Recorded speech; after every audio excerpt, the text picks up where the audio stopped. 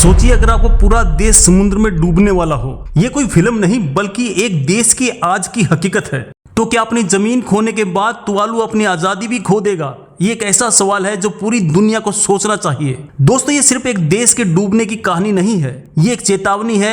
मुंबई, कोलकाता, ढाका जैसे शहर भी इस खतरे की लाइन में हैं। हर घर, हर पेड़, हर गली को 3D में स्कैन किया जा रहा है ताकि डूबने के बाद भी देश जिंदा रहे। इसका मतलब है कि भविष्य में तुवालू सिर्फ एक वर्चुअल दुनिया में ही मौजूद होगा, जबकि असलियत में वह समुद्र में समा चुका होगा। सबसे हैरान करने वाली बात है कि क्लाइमेट चेंज के लिए तुवालू का योगदान ना के बराबर है, फिर भी सबसे पहली और सबसे बड़ी कीमत वही चुका रहा है। और इस तबाही का सबसे बड़ा रहस्य, ऑस्ट्रेलिया तुवालू की मदद कर रहा है, लेकिन इसके बदले में उसने एक ऐसी शर्त रखी है जो तुवालू को हमेशा के लिए उसका गुलाम बना सकती है। दोस्तों, यह संभव है पर सच है, हम इतिहास की उस पीढ़ी पर हैं जो इस तबाही को रोक सकती है या फिर इसे देखकर नजरअंदाज कर सकती है। चुनाव हमारा है। ये देश है तुवालू, प्रशांत महासागर का एक छोटा सा वर्ग जो अब नरक बनने की कगार पर है। तुवालू दुनिया का पहला देश बनने जा रहा है जो खुद को पूरी तरह से मेटावर्स में शिफ्ट कर रहा है, एक डिजिटल देश में। वैज्ञानिकों ने चेतावनी दी है कि 2021 तक इस देश का 95% हिस्सा पानी के नीचे होगा।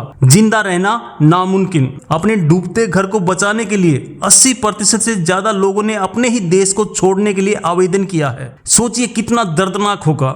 वहां के लोगों को देश छोड़ने के लिए खास क्लाइमेट वीजा मिल रहा है, पर किसे मिलेगा ये लॉटरी से तय होगा, जैसे केबीसी की हॉट सीट हो। छिपा हुआ सच ये है कि यह देश अपनी गलती से नहीं डूब रहा, इसके पीछे दुनिया के सबसे ताकतवर देशों का हाथ है। वहां की सरकार ने अपने देश को बचाने के लिए नहीं बल्कि उसकी यादें सजाने के लिए एक चौंकाने वाला कदम उठाया है। सच का बम यह है कि तुवालू ने ऑस्ट्रेलिया के साथ एक ऐसी संधि पर हस्ताक्षर किए हैं जिसके अनुसार वह ऑस्ट्रेलिया की इजाजत के बिना किसी भी देश से कोई सुरक्षा समझौता नहीं कर सकता। आपने कभी एक डूबते हुए देश के लोगों का दर्द महसूस किया है? उनकी हर सुबह इस डर से शुरू होती है कि आज उनका घर बचेगा या नहीं। यह सोचना भी मुश्किल है कि G20 के सिर्फ 20 देश दुनिया के 80% प्रदूषण के लिए जिम्मेदार हैं, लेकिन सजा तुवालू जैसे बेगुनाह देशों को मिल रही है। 2050 तक दुनिया के 80 करोड़ लोग ऐसे तटीय इलाकों में रह रहे होंगे जिन पर डूबने का खतरा है। क्या हम तैयार हैं उसके लिए? सबसे भयानक सच है कि हम उसी नाव में सवार हैं। अगर हमने आज एक्शन नहीं लिया